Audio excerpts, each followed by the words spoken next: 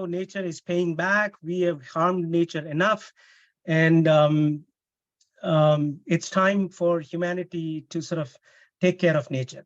Now, it's strange that in the most dire situations, we actually fall back on humanity when a large section of humanity are deprived of the dignity of humanistic living and respect in larger societies. So the climate crisis is not about nature versus humanity. It's essentially about some parts of humanity deeply damaging nature, environment, and the climate system. A very small section of humanity, let's say about 10% of global population, is responsible for almost 90% of the consequences of climate crisis.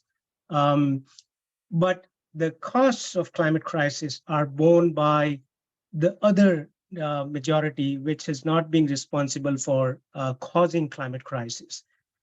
Through their energy consumption, through their destructive development models, through their luxurious lifestyles, and what many years ago, decades ago, Sunita Narayan and Anil Agarwal called luxury emissions and luxury consumption, as opposed to subsistence emissions and subsistence consumption. So those are the people who are bearing the cost of climate crisis, and that gap between who caused climate crisis and who's affected by climate crisis is the topic of climate justice. It's not justice for climate. It's not justice for nature. It's not nature versus humanity. All of those topics really matter in different ways, but the central argument of climate justice is about who bears the cost of climate crisis, who's affected most, who benefits from climate policies and solutions. We'll talk a little bit about that. Who gets to shape climate policies and solutions, and whose voices actually count in the policy process, while a majority of voices are ignored in the process. Now, every time I talk about who caused climate crisis and whose voices matter, any of you who've been sort of reading a lot about global climate negotiations are thinking in terms of the industrialized, developed countries versus the global South countries. So it is definitely an international question, in the sense that the global North has caused single-handedly, if you exclude China, global North is responsible for about 75% of the accumulated stock of greenhouse gases that is responsible for climate crisis. India's share is about 3%, 3.5%. So it's definitely also an international issue of industrialized West having polluted the environment, and all the other actors who are corporations or beneficiaries of market capture and all of those processes, they are definitely responsible for climate crisis. So, and those arguments you'll hear very often, but that's again not the focus of this talk. And again, I don't focus on that, not because I don't believe in the legitimacy of those arguments, but because, as I said, the motivation of this work was in understanding the kind of questions that were not being talked about, not well understood, and definitely not understood by the larger society. Now, if you were actually seeing my PowerPoint, you'll see a picture of that ugly sky riser, ugly building in Mumbai that is supposed to have cost about $2 billion, with cinema halls and parkings, and then it turned out that the owners were superstitious enough to not actually live in or use that building as it was supposed to use. So whenever we talk about India demanding climate justice against the global North, the US, the European Union, you have to ask which India we are talking about.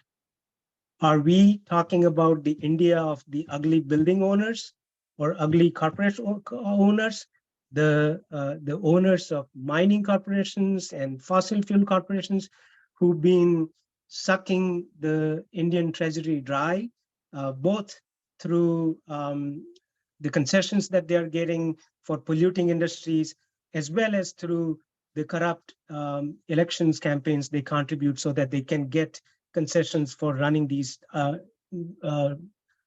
fossil fuel industries and other kinds of industries that are responsible for climate crisis.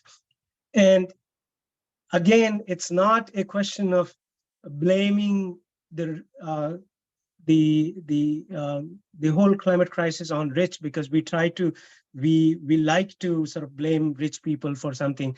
There's actual evidence that since 1990, when we introduced the economic reforms programs, the rate of income inequality in the country has shot up manyfold. And so here I would have shown you data about the kind of income that is controlled by the top 1% population, which was 13% in 1961. And in 2019, it was 21.7%. And as you know, during the COVID period, the richest people accumulated enormous wealth, while the poorest were fighting to secure 2 square meals. And so that share of top 1% must be about 25% right now.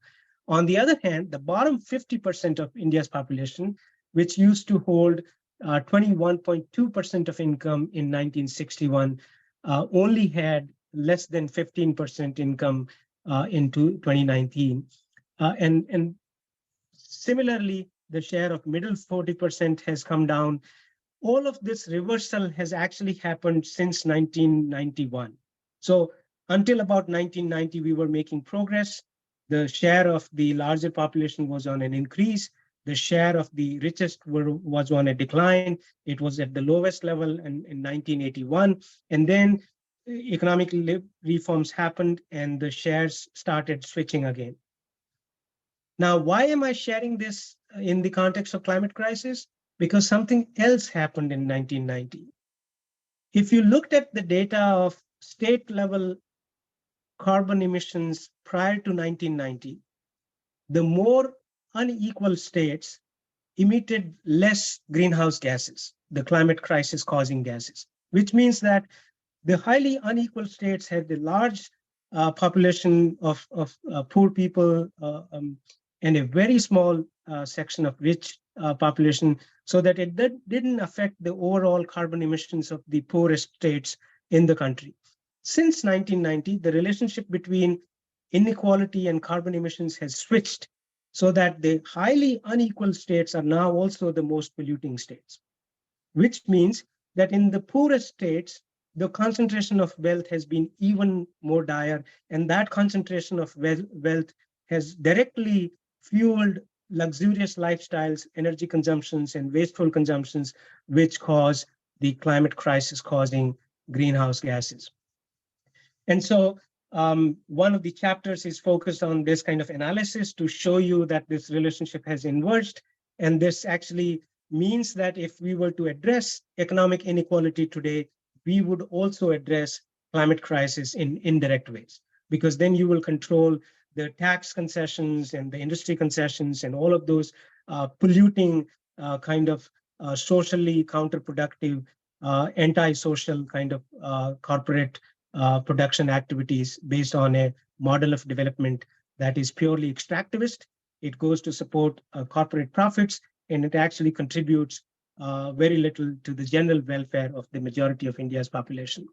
So poverty is not the biggest polluter, as Indira Gandhi once said in a very confusing sentence. Inequality is the biggest polluter. But having said all of this, climate crisis is not just about, I talked about carbon, I talked about carbon emissions, I showed you how that's linked to economics or economic inequality, but it's not just about economics and carbon and temperatures, degrees centigrade, and so forth. Climate crisis enters in a world that is highly unequal. And every single thing that happens in an unequal world will have unequal effects. Tomorrow, if you start growing trees, unless you are very careful, trees will hurt the poorest people. And we have again we have produced global data set on this to show how tree planting programs, as they are being planned right now, will hurt the Adivasis, the indigenous people, the poorest people. So to sort of broaden the debate beyond economics and beyond carbon and beyond degrees centigrade temperature goals, I wanted to start by quoting Arundhati Roy, who wrote a very famous essay at the beginning of the COVID-19 pandemic. Arundhati Roy said, COVID-19 pandemic is a portal, a gateway between one world and the next. We can choose to walk through it, dragging the carcasses of our prejudices and hatred, our avarice, our data banks, data ideas, our dead rivers, smoky skies behind us, or we can walk through lightly with little luggage, ready to imagine another world and ready to fight for it. Fighting we are, but I argued in the first pages of this book, as inspiring and insightful as these words from Arundhati Roy are, the just juxtaposition of utopia and dystopia barely scratches the surface of what and who we are as a nation. The soul-crushing images of burning pyres in parking lots turned into makeshift graveyards, which international and national media have immortalized, offer a clue, as does the sober poetry of Parul Kakar. India is a land pockmarked with a million fires. And so any discussions that talk about going from where we are today to a sort of utopia, to a world in which communities own everything and communities control their affairs and we all live happily ever after, is a vision, is a dream worth having. But to achieve that dream, we have to walk through where we are today. And so again, if you could look at Jharia's Jharia coalfield in Jharkhand, 130,000 families, which means 130,000 families, have been living through a century-long trial by fire, quite literally. Underground is burning. These people live on the top of the fires, and those who have been relocated from those fires are even worse. They are poor, they don't have jobs, they don't have access to basic facilities. And this has been going on ever since we gained independence. And in at least since 1995, the government has been promising to come up with a master plan to address these fires. So again, I want to emphasize, when we think about climate crisis and what it will do to India, we should think of India as a land that is pockmarked with a million fires, a million floods, and a million avalanches. And we are seeing that. We are seeing that in Himachal, in Sikkim. But when you look at the climate action plans of large cities such as Mumbai, you will see those skyscrapers, and you will see some pretty pictures of the big tourist attraction of Mumbai. And then they will talk about how they are planning to reduce energy consumption in Mumbai.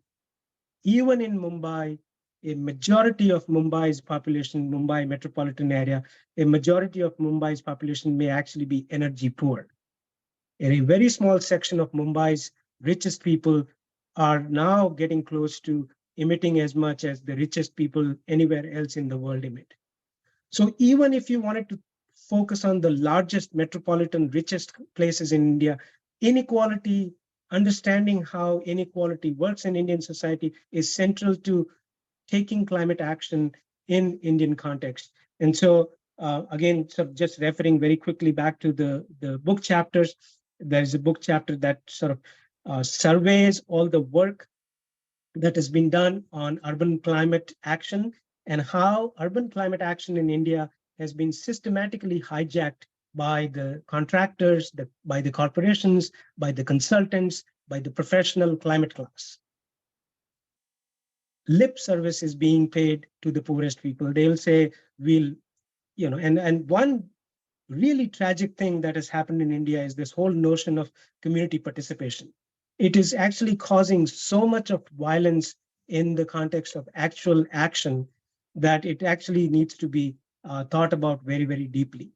Now, I come from Rajasthan, and Rajasthan, being the driest place, has seen the founding of some of the largest solar power um, um, installations anywhere in the world.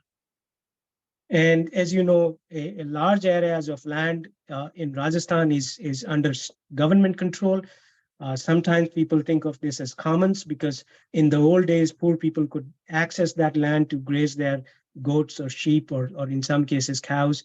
But that land is being captured by the corporations who are setting up these solar power plants, often under the protection of the state. So again, it's not just about corporations grabbing our land. It is also the state passing on the land that it has always controlled at the exclusion of India's poorest majority. So another chapter in the book talks about how are we actually going about the task of doing solar energy transition. And again, it shows that what we are doing right now is that we are trying to replicate the centralized grid system that we had based on the physics and engineering that was rooted in fossil fuel driven power system or power grid. We are replicating the same model in the context of renewable energy so that you'll again have these massive grids and you'll have certain corporations uh, controlling those grids and taking profits away from them. So we've talked about energy climate mitigation, which is the task of reducing emissions, either through urban energy management or through switching the grid to renewable energy. And in both those cases, we are seeing the replication of age-old systems of concentration of power, wealth, and resources in the hands of a select few at the exclusion of many, many others. Moving on, climate crisis will have massive impact on India's already gravely endangered water supplies. They are already highly unequally distributed. The richest people in Lutyens, Delhi, pay less for drinking water in their municipal charges compared to the poorest people who live in the juggies and who have to actually pay for tankers or have to bribe the municipal officials to get their water supply. So we are already so unequal, and a majority of India is struggling to seek access to clean drinking water. That scenario is going to be massively deteriorated because of climate crisis. And if we don't start thinking about this, we will literally cause massive water crisis in the next 20 or 25 years. Now, many climate experts, when they talk about water, they will sort of talk about these traditional water harvesting systems. And again, I come from Rajasthan. I have, I grew up in the middle of water harvesting structures, seeing how we conserved and preserved every drop of water in that barren landscape where nobody had ever heard of anyone dying of thirst because of these traditional water harvesting structures. As important as they are, we have to remember everything traditional. Everything traditional in India is ridden with caste inequalities. And so the moment we utter the word tradition, we should quickly move on to the discussion of caste. And so in a chapter that I co-authored with a young researcher, we look at these sacred water temples in Uttaranchal, and we also look at some NGO programs in both Uttaranchal and Gujarat, and we show that even in the progressive NGO-run water harvesting, water conservation, water supply projects run by the NGOs, caste dynamics are deeply present. They shape what is built as part of water harvesting or water drinking supply, where it is put, and how far people have to walk to secure basic clean, it may not even be clean, but basic supply to drinking water. And as you all know, women and young girls are abused in the process of getting that water supply. And we use the theory of intersectionality. So for those of you who are looking for some social science kind of framework, we show how gender, class, um, age, and geographic location, they all intersect to affect how people are able to, the extent to which people are able to access safe drinking water. So again, Poor people did not cause climate crisis. Poor people are already bearing the massive brunt of climate crisis, and they will be even in danger of losing access to basic human rights, such as water and affordable supply of nutritious food, because the food system is being re-engineered in a way so that it the same corporate control, and this is less of a problem in country like India. And so we actually have an opportunity to protect what we have in terms of the kind of small scale subsistence agriculture that we still have today. Because the model that is being popularized and completely dominated the global north is a model of corporate controlled agriculture and corporate controlled of food production, processing, retailing, supplying, wasting, and benefiting from each of these, including benefiting from food waste. So it's a very cynically designed, deeply dehumanizing system that some actors like Bill Gates are trying to promote throughout the world, often in the name of fighting poverty and supporting climate action. Forests are now being captured as a site for carbon sequestration, which is that, for the rich people who are emitting, if they pay poor people in India and in Africa and other poor countries, they expect us to manage our forests so that they can suck the carbon that is being emitted out of here and can control the climate crisis. This is what a reverse distribution of wealth from global south to global north looks like.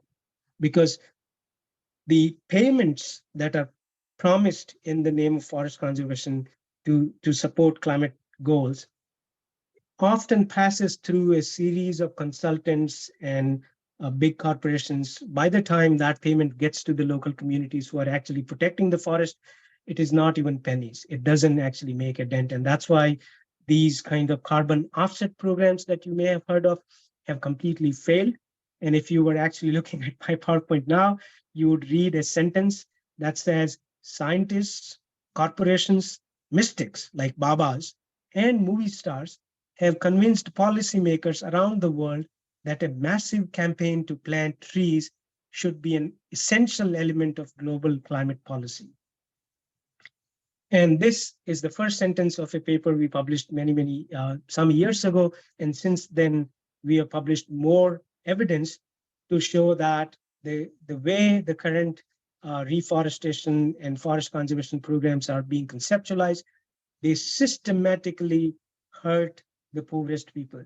One group of scientists have even proposed a model which says that if you want to reforest and rewild some places of Earth so that they can stock biodiversity and they can work as climate solution, you have to take agricultural land away from poorest people and plant it with trees so that it can provide that kind of high value service. And then you sell, some kind of food back to those people who have lost their land. It's an actual map published by a group of scientists in the top ranked science journal called the Nature.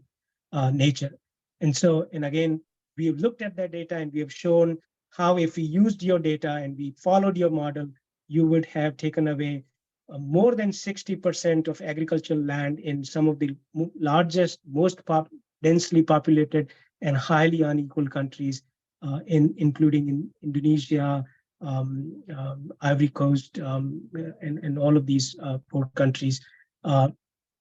Large parts of India will be then taken over and given to corporations and other bodies for planting trees so that they can do this kind of biodiversity and climate services. It's a long debate. I'll skip through. And that is happening now. And I'm going to wrap up in about 5 minutes now. But I want to sort of come back to that argument that I made about how even the nicest thing you can imagine, which is, planting trees. Who doesn't like planting trees? Will hurt poor people. Because the world is not a factory where you you can put your inputs and you can produce something as expected. The world is a complicated social, political, economic system. Everything passes through that. And as long as we are not thinking about that system, we will continue to hurt the poorest people. That has been the history, at least 50-year long history of forest conservation, wildlife conservation, environmental protection that I have systematically studied now, at least for 25 years. And many other people have, and we have data to show you for those who may be interested in data. Again, if you're seeing my PowerPoint, I would have shown you a picture by an artist, Nitin Donald, who has shown Earth wrapped up in the sacred thread that many Brahmins sport as a sign of their Brahmanism.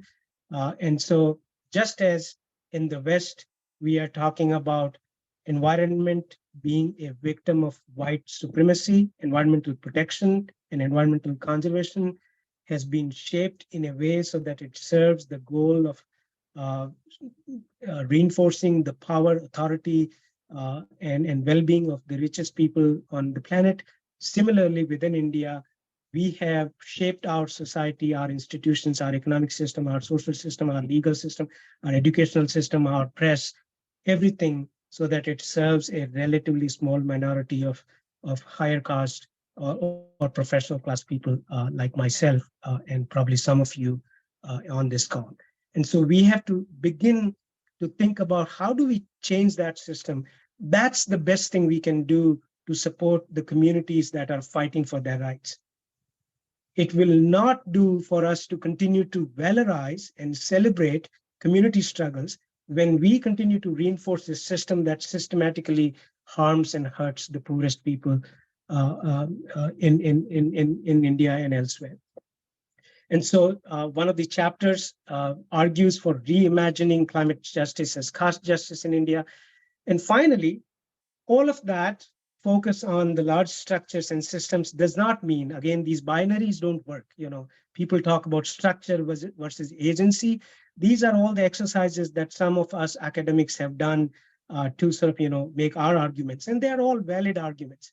But even in India, we have programs, in one of the chapters talks about a program of women's land rights and agroforestry interventions supported by state governments in Kerala and Tamil Nadu.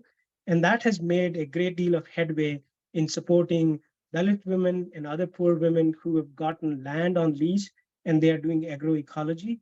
So they are taking care of their families, but by doing agroecology, which is an environmental friendly technique of traditional farming systems, they are also contributing to biodiversity conservation. They're also contributing to climate action. So again, poverty is not the biggest pollution. In fact, poor people subsidize the global carbon budget by about 90%. That's what the data tells us. And so we have to start thinking about how do we begin to think about climate action in a way so that it actually is based on science. The science is not up there in the sky in those degrees centigrade and in carbon concentration. The science is in understanding how that carbon concentration took place. Science is in understanding who caused global warming and then taking steps so that the same actors do not continue to cause climate crisis and then again benefit from the climate crisis.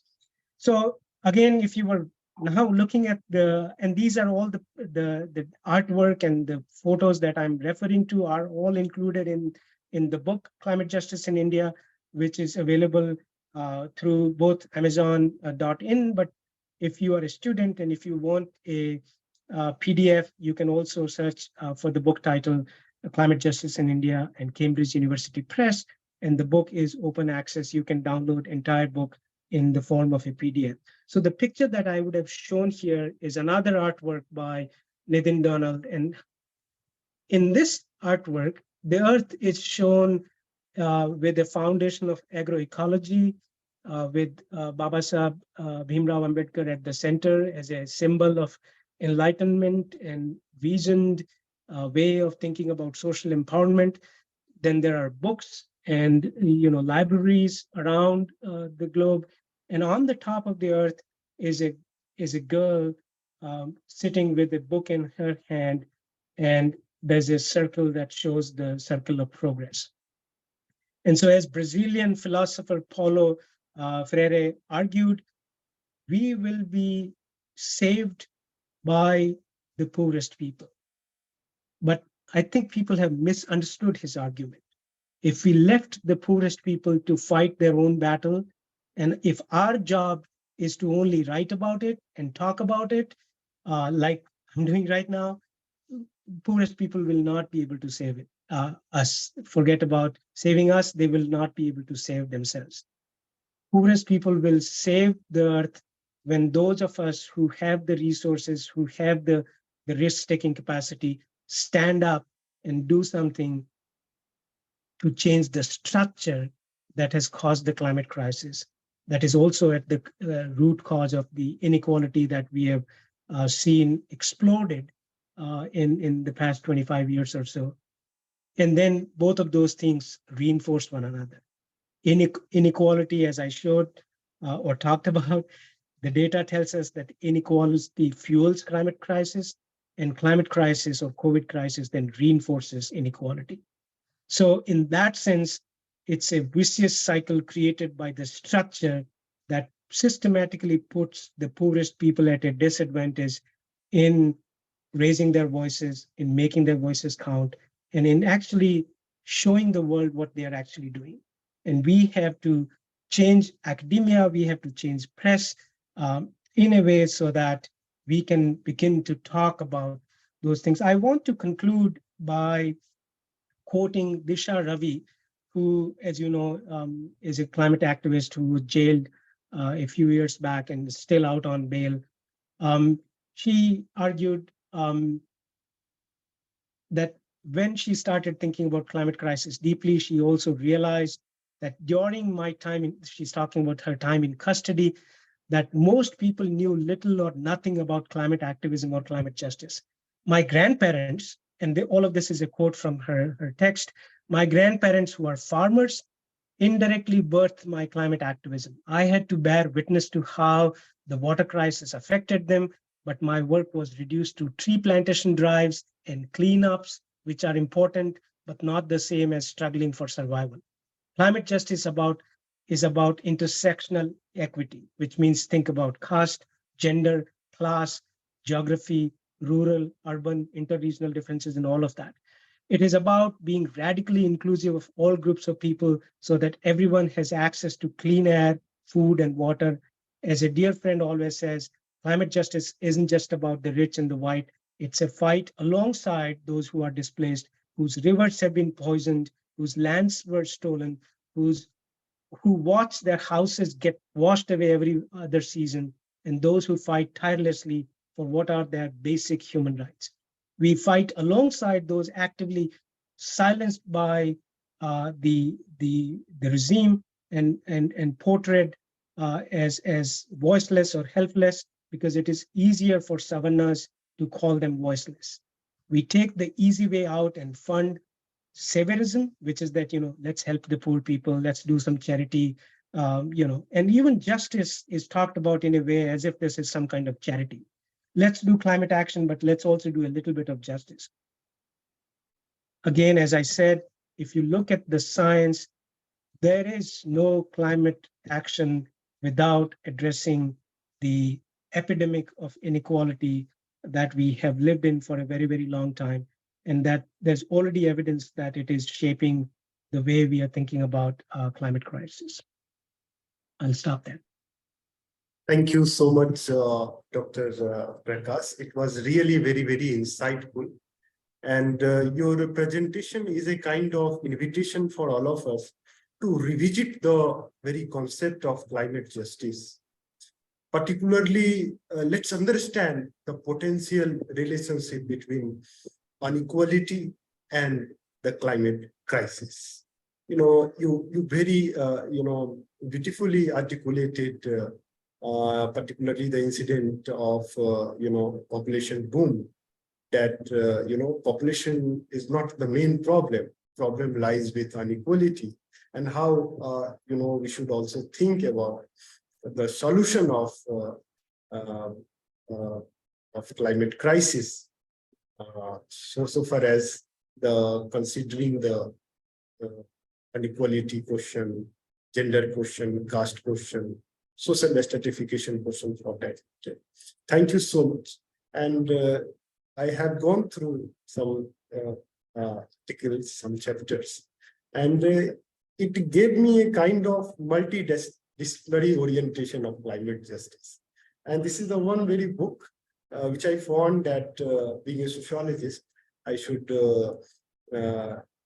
refer to my student, because until unless we have this multidisciplinary orientation of issues, we cannot have the climate crisis solution for that. And things are related, social marginality question is related to social equality question, economic questions are related to gender questions for that. So your book is a kind of invitation for all of us to engage with this serious question of climate crisis. Now, I request Dr. Deepak Malghan, who is nurturing IIM Bangalore, to share some of his reflections on this very book and kind presentation. Yeah, thank you very much. Thanks to Prakash and the GSDS forum for having me here. Very grateful for this opportunity. Let me begin by adding to the chorus. Prakash's book is really a must read for not only people here, but anybody interested even marginally in questions of climate justice. The way I parsed the book, I can actually see the book now, which was not visible when Prakash was talking. So great. I might want to share my own screen at some point. I do have some pictures that I want to share with the group here. There are a number of things that are admirable about the book, but let me try and limit my comments to what I've been asked to do, right? I'm going to try and talk about this book from the perspective of somebody really who works at the centroid of the triangle formed by Gandhi, Ambedkar, and Marx. So that's the position from where I'm going to try and look at the book. I think at least from my vantage point, the most important contribution of Prakash's volume is it makes a very forceful case for looking at climate justice as a palimpsest, right? There are at least three very distinct layers, intersecting layers even, that you have to look at, right? There is a pre-colonial layer, there is a colonial layer, and a post-colonial layer, right? And the global climate justice discourse usually is not able to look at how these various layers talk to each other, right? I mean, the sum total of inequality and injustice that you see here is really coming from all of these sources. And I mean, that's why, I mean, I really wish Prakash was able to show you that Nathan Donald cartoons. I mean, they're very important because this binary between tradition and modernity really needs to be deconstructed, even debunked. And this book actually takes a very large first step in that direction, right? Beyond that, what really impressed me about the book and why I think this is such an important contribution is it takes the dialectic between theory and praxis very, very seriously. Right? When Prakash at different points during his comments talked about how ivory tower academics need to get out of their ivory towers and work in solidarity, so on and so forth. But that's actually reflected in how the book itself is organized. It's not a book with only academics writing from the ivory tower. It really is a true dialectic between theory and praxis. I mean, for all the differences between Gandhi and Ambedkar, for me, the abiding thread that binds them together is their commitment to this dialectic, right, between theory and praxis. And that really shines through Prakash's book. And to me, that really gladdened my heart more than anything else reading the book. The other dialectic that Prakash and his authors take very, very seriously, again, something that is that you can see as a central project in both Gandhi and Ambedkar, is the dialectic between moral objects and material objects, right? I mean, climate justice is about the intersection between things moral and things material. And Prakash's book really does a fantastic job of doing that. With these preliminary comments and how Prakash and his collaborators are able to get around the usual vexed tradition modernity question and why we might actually be backing up the wrong tree doing that, I want to very frontally engage with one of the key themes that Prakash presented this evening as well, and really runs through the book, which is climate injustice as caste injustice. Right? You really cannot talk about climate injustice in India without looking at it really front center, any direction you look. I mean, as Ambedkar very famously put it, I mean, any direction you look at, you see the shadow of caste, right? And you cannot look at climate justice without looking at caste justice. And I want to very quickly present some data which Prakash very wisely avoided, but I'm going to try and do some of that to complement. When I had actually two PDFs open, if Prakash had presented a lot of data, I would have spoken from another PDF. Because Prakash did not present data, I'm going to try and actually throw some data at you. Let me attempt to share my screen. We'll see how this goes. Oops.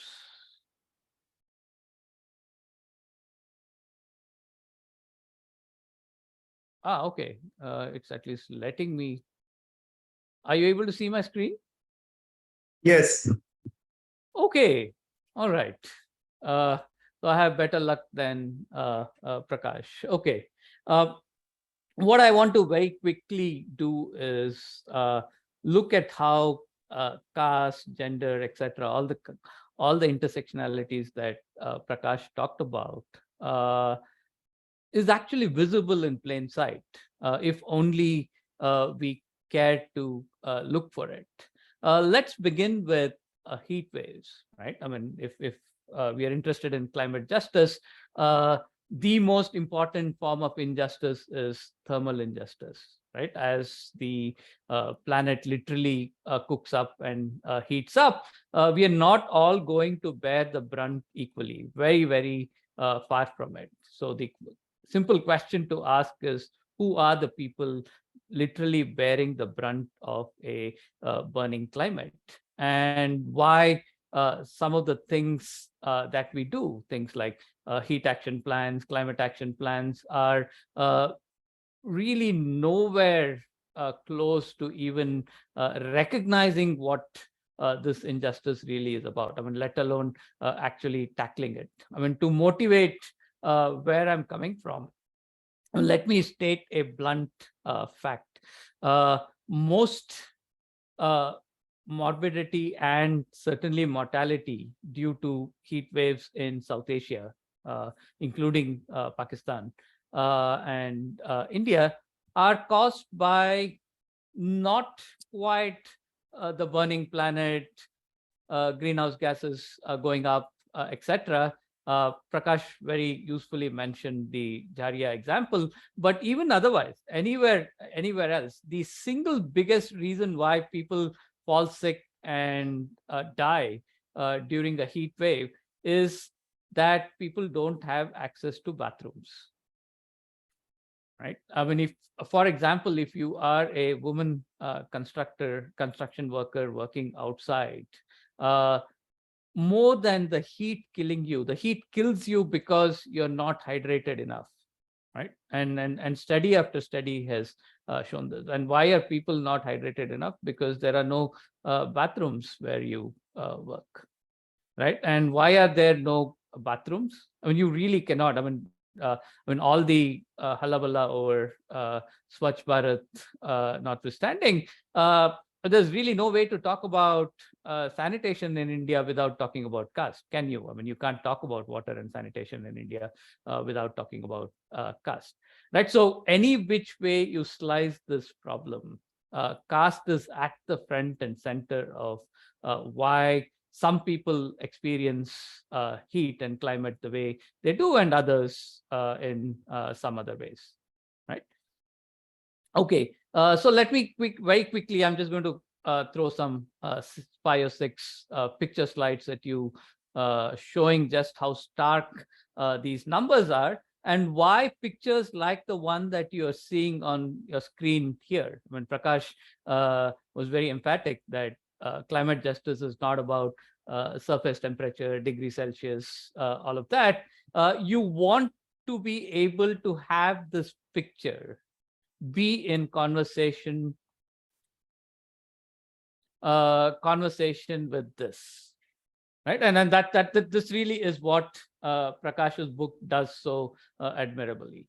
And I've highlighted something from Annihilation of Caste, because I'm going to focus on occupational exposure to heat waves in India. Caste system is not merely a division of labor, it is also a division of laborers. Civilized society undoubtedly needs division of labor, but in no civilized society is division of labor accompanied by this unnatural division of laborers into watertight compartments. Caste system is not merely a division of laborers, which is quite different from division of labor. It's a hierarchy in which division of laborers are graded one above the other. And what I'm going to show is, I'm not able to move. Okay, I can do this. This is a picture that is routinely splashed across media, and also actually routinely splashed across pages of leading science journals around the world, right? I mean, what you see here is the heat wave of 2022 in India, which was really severe. And you can see how UTCI, for those of you who are new to this, UTCI is the Universal Thermal Climate Index. It combines both not only temperature, but also things like humidity, direct exposure to radiation, wind speed, all of it. Very roughly speaking, it is a more sophisticated version than the fields like temperature that the weather station gives you. Okay, this is a picture that we are all very familiar with, but this is a picture that is not typically shown to you. Who are the people actually bearing the brunt? Who are the people outside in the baking sun, right? So what I've done here is a very, very preliminary portrait that I'm throwing at you. 4 broad groups, SC, ST, OBC, and others. So if you look at the division of laborers is very, very clear and stark, and this has consequences for who is bearing the brunt of the heat wave that we all always talk about, right? For and this again is very stark. What you have on the x-axis is simply number of hours that people work, and on the y-axis is outdoor, out of which how many of those are outdoors, right? And the gradation is gradation of Indian society. I mean, almost all the work that Adivasis do is outdoors, and they are followed by Dalits and working caste. And obviously, the upper castes are the most protected because they're not outdoors in the baking sun. And this shows up in exposure, right? And this comes from, for those of you who are academics out there, academic nerds out there. So this is an estimate which already controls for class, it controls for educational level, and host of other things. I mean, essentially to show that even after you control for all of that, this is really what it is.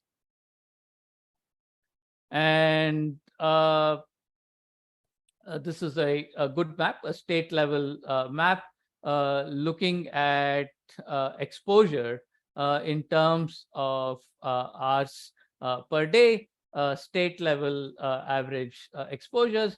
In every state, you can see how Adivasis are the most exposed, then followed by Dalits, OBCs, and finally the upper caste, right? And I want you to, one of the key messages from Prakash's book is the urgent need to juxtapose the kind of picture that you see on your screen and ask the question, who are the people driving knowledge about climate justice, right? I mean, I'm not even talking about climate change broadly. I mean, that's another discussion for another day. I mean, even if you very narrowly ask the question, who are the people producing knowledge about climate justice and climate injustice?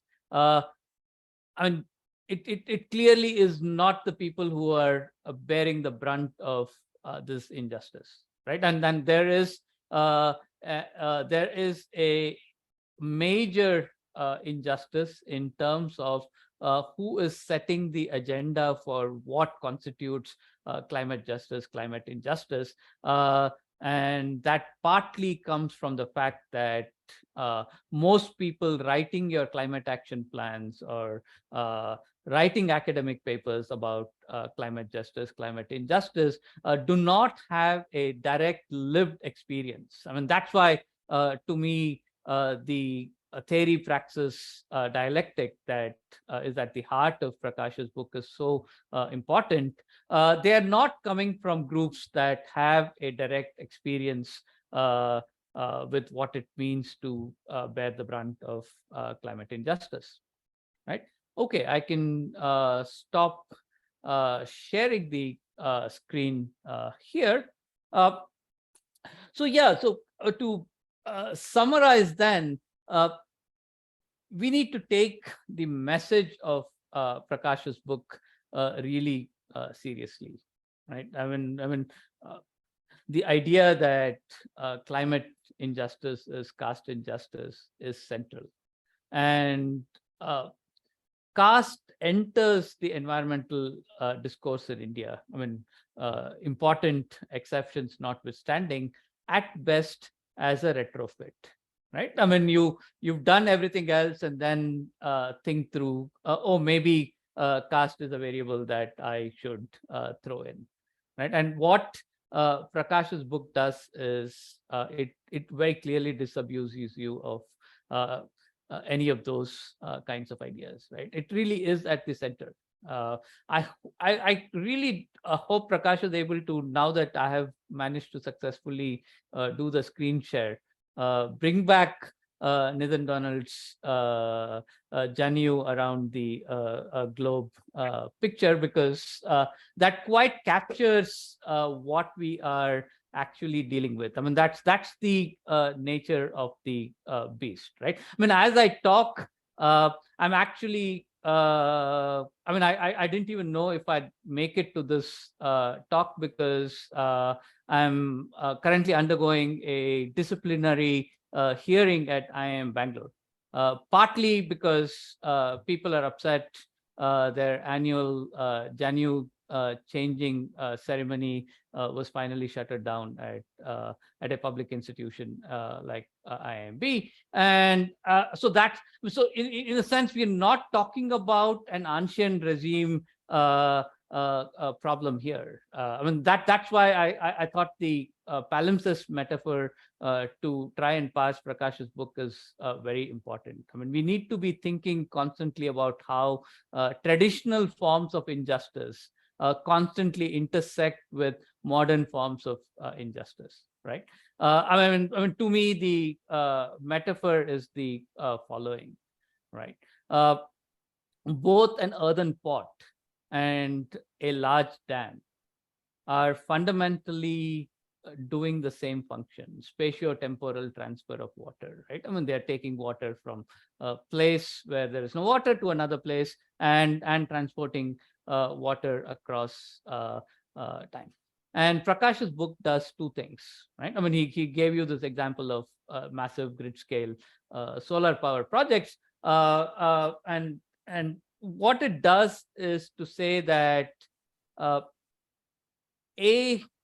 you cannot simply not worry about scale and say, I'm going to run the modern world with solar power and everything is going to be hunky-dory. I mean, we all ride electric vehicles and everything is going to be hunky-dory. I mean, so that's one part. But the subtler and to me perhaps an even more urgent part, and I'm not going to look at how these two parts are related this evening, is Prakash's insistence that there is injustice in the earthen pot as much as there is injustice in the dam, right? I mean, institutions and structures associated with the earthen pot, which many urban environmental romantics would throw at you as a solution, as an alternative to the dam, is just as unjust as the dam itself, right? And in this kind of a situation, how do you then characterize environmental injustice, climate injustice, so on and so forth? So I really urge you all, if you've not already read Prakash's book cover to cover, well worth your time. Absolutely a must read. Once again, thank you, Prakash. Thank you, GSDS Forum, for giving me this opportunity to spend some time with all of you and learn from all of you. Thank you. And Thank you. I think once more, Prakash should attempt to bring up the cartoon Sure. on the screen. I have sent the artwork to Brandeis' email ID, and hopefully it should be there now. Thank you, Deepak, for those comments and for those additional resources and data.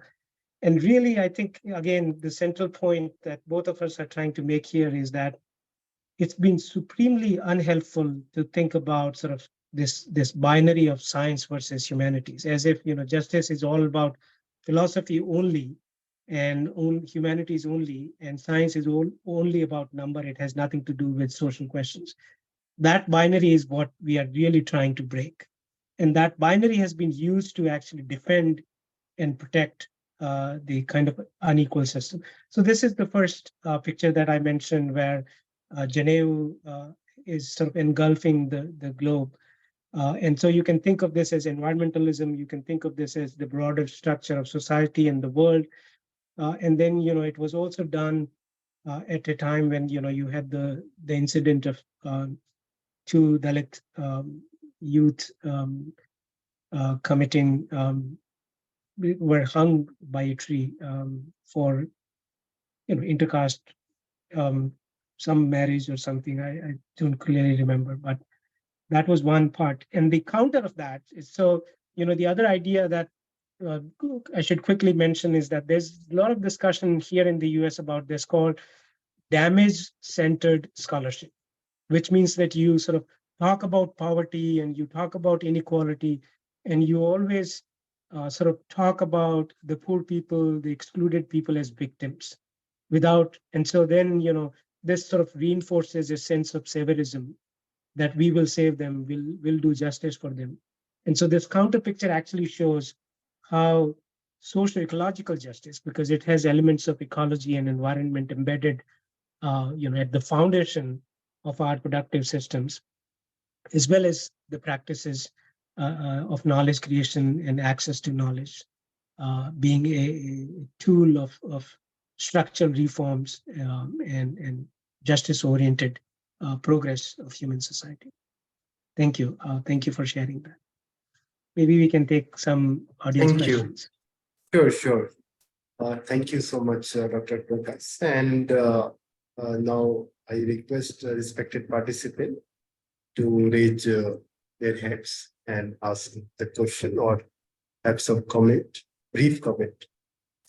So first, I would like to invite Professor Gyan Gului from Italy. Yes, thank you very much. Thank you very much. Am I audible? Because I sometimes have a problem. Thank you. Well, it was really very interesting.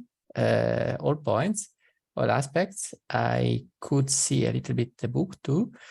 I should know more. I should meditate more on the richness of the data and of the analysis.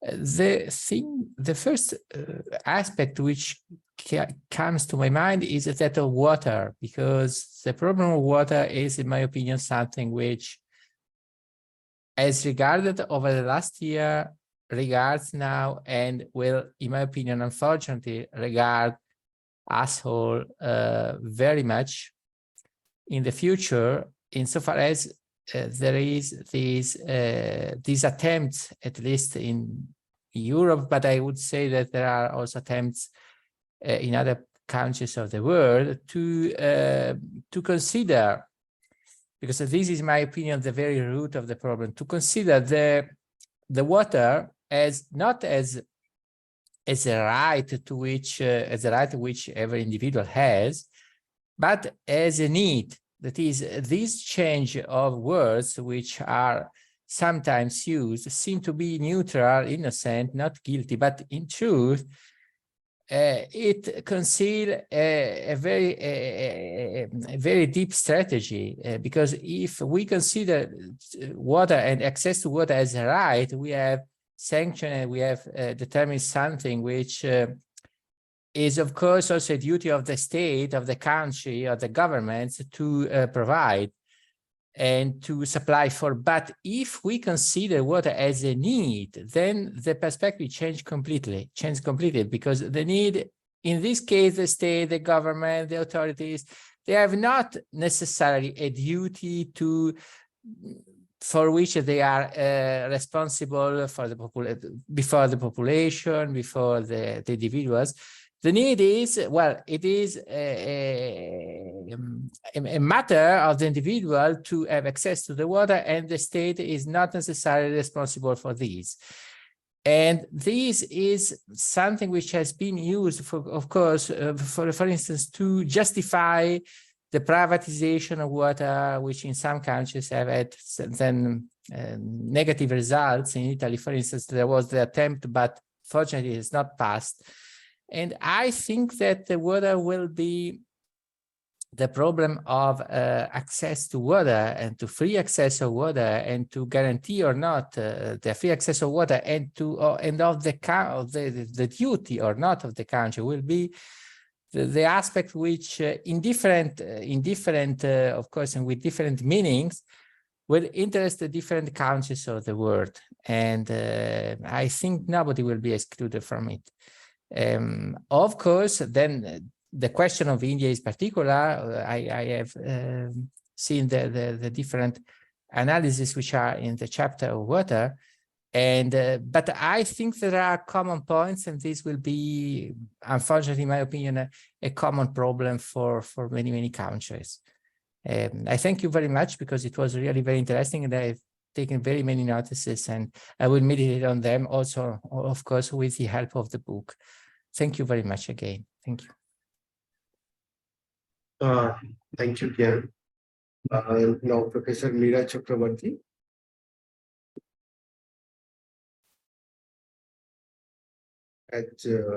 She's taking some time. I request Anand Kumar, Professor Anand Kumar, to share some of his reflections.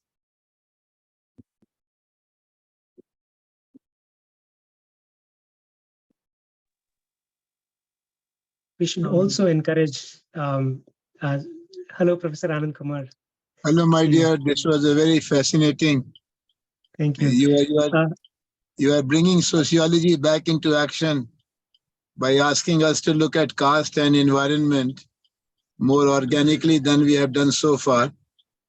And from heat wave to various ecological challenges, how do we look from the lens of caste? And also the intersectionality point, which has to be woven into our methodological consciousness, and better tools, better ways of reading the data. And you were very well complimented by the other commentator who brought in Annihilation of Caste, a classical text for a 21st century reading. Thank you so much. Thank you, Sir Anand Kumar. I was also going to say that, we should also encourage young students or researchers. Please speak up. If you don't have to switch on your camera, that's fine. But I think you should be part of the conversation. That's really, really very important. There are two questions, perhaps the students sent directly to me. One is, one question is asking what are the solution of currently water crisis, a state contestation, Punjab and Haryana, and at the same time Karnataka and Tamil Nadu. What could be the solution? The second question asked by Roshan, he's asking about what are the difference between climate justice and environmental justice? Does climate justice incorporate more dimensions than the environmental justice? I think Dr. Alok Tandonji has also raised his hand. So I request Alok Tandonji to share some of his comments. Can I quickly answer these two questions before we forget? I request to please note down this question, and I will ask you. My question is related to the second question.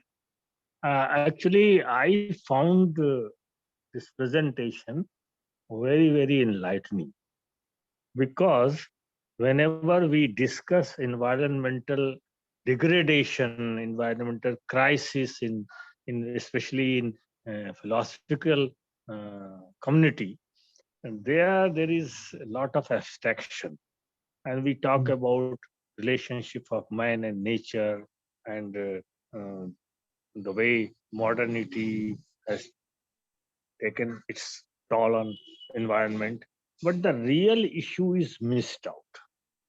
And when we question who is behind this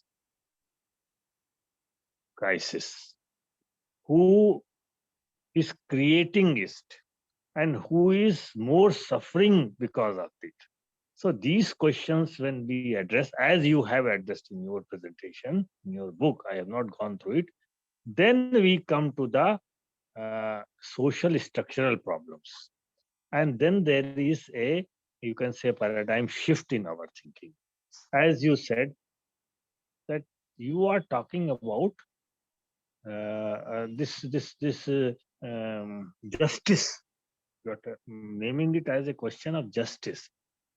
Otherwise, people talk about environmental crisis, environmental degradation.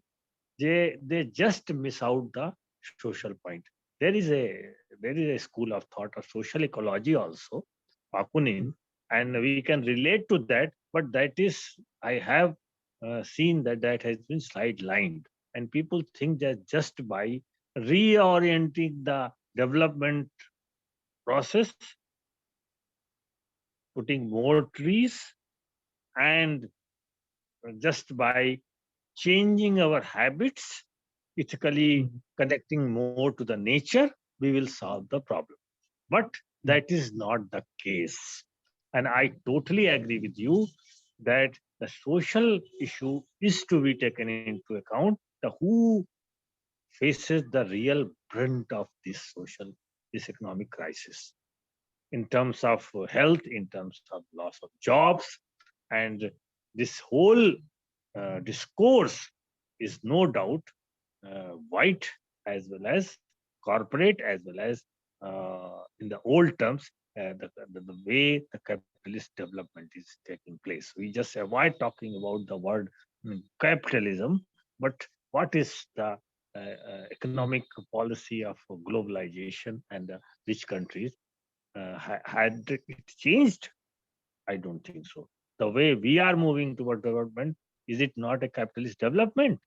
But I appreciate you in Indian context, you have taken caste into consideration, which is not there in the social ecology discourse.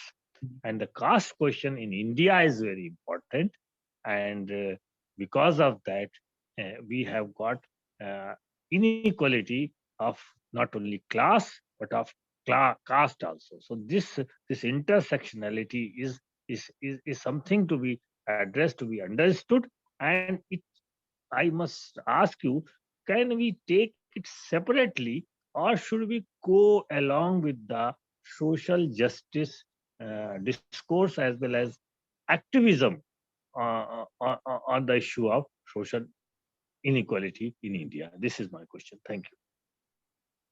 Thank you, Dr. Tandon. Those very, very kind words. And it reminds me of one more thing that I've been wanting to say is that, and it was, so fortunate to have all of us getting together and, me trying to open up the debate and Deepak adding all the data and maps and everything. So in the end, I think what we have is a form of argument that speaks to where the debates are in India. And that's very difficult to get down to sometimes because, academics often are talking to other academics and they come from different points and, some theories and different disciplines and, different methodologies, epistemologies, and, based on different kind of worldviews. So I would invite Dr. Tandon and everyone else who's interested to sort of get together and write these kinds of things because we need these discussions in EPW and in other formats and even maybe in newspapers. Otherwise, the debate is already being sort of dominated by the technocratic managerial class.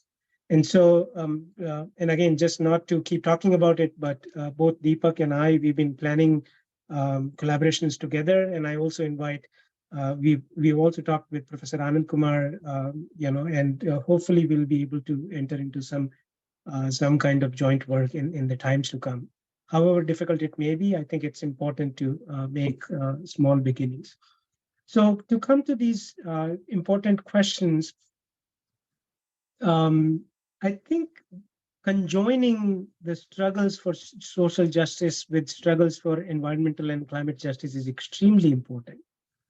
And that's because, as already talked at length, environmental crisis affects many people, but it affects the poorest people the most. When in 2017, there were floods in parts of North India and Nepal and Bangladesh, 40 million people were affected by these floods. And if and there was very little discussion in Indian media. And again, that's because as we talked about, and Deepak reminded us again, who is it that's writing in the press, writing research papers, and designing sort of curriculum and those kinds of things. So those questions will not come to the forefront of mainstream public domain debates via academia or press, as long as people who are excluding those issues are secured in their intellectual sort of comfort zones. And so that has to be challenged through social movements, academics joining social movements, and academics working as a bridge between social movements and academia and press. And I think GSDS, if I understood the mandate clearly, I think it has that kind of mandate, and this is hugely important. So I would say, these movements should be conjoined, and they will all reinforce one another. To the question of the difference between environmental and climate justice, environmental justice is an older concept. It's a broader concept, but it also has a legacy of being originated in US. And it sort of takes for granted the US legal system and the US rule of law framework and the US race structure and all of that. So that literature is deeply sort of embedded in that. And some social ecology scholars like John Martinez Elliott, they have expanded that debate to the global south and other parts of the globe. But again, as we talked about here, we need to sort of think about our own social fabric, our own legal system, our own institutional structure, our own political culture, and then sort of revisit the debates on environmental justice. I do have work on this particular topic of comparing how environmental justice is traveling to Global South. So if you please write to me, I would be very happy to share that chapter that was published recently. And finally, on the question of water conflict, especially the interstate water conflict, obviously all of these issues are multi-scale questions. And so you have large-scale irrigation structures that are legacies of the post-colonial development model that was supported and promoted by Congress. And maybe it did serve some purpose at the point, but there's widespread evidence that large dams have already run out of their social utility because they're serving few people, some largest landowners, and they've been, there's been massive amount of siltation, and so they're not generating as much as power as they used to, and they've caused massive environmental and ecological damage. And along with massive environmental and ecological damage, they've also displaced communities. The number of people who've been displaced in India by these large-scale development projects is estimated in the range of about 40 million people. And so, all of those conflicts are also a reflection of that centralized model of development. And so while we cannot address these kinds of problems in a short span of time, eventually we have to actually stop looking at centralized solutions as a way of addressing either the water scarcity or lack of irrigation. 70% of India's farmers still don't have access to irrigation despite all the dams that we have made. And again, just as a reference point, in many communities throughout the US, dams are being dismantled. Dams are being blown apart so that the river can start flowing again. The riverine species of fisheries and all of the other sort of biodiversity and sources of food for riverine communities can be restored. So, at some point, we will really have to completely rethink our development model to address the crisis of water, the crisis that's happening in North India and Northeastern India now. It's amazing we don't have a debate when you have Joshimath sinking into the ground and dozens of other towns have developed cracks. The whole Uttaranchal, Himachal, the Himalayan region in India is seriously at the danger of being completely breaking apart. And even then, we don't have a debate about, so who's accountable for promoting 4-lane Chardham highways in the middle of a mountain chain that is the youngest and the most fragile mountain chain in the whole world. So we have to start asking these questions and holding people accountable for eventually what are crimes against humanity. Thank you so much, Dr. Prakash. And your concerns are so genuine. And being a scholar, we should also involve in such kind of awareness, not only in terms of discussion and debate, but also bringing this issue to the people in general. And until unless we have large participation or public movement or public mobilization, we cannot solve this serious global problem. So thank you, dear and respected friend. I'm on behalf of Gandhian School of Democracy and Socialism.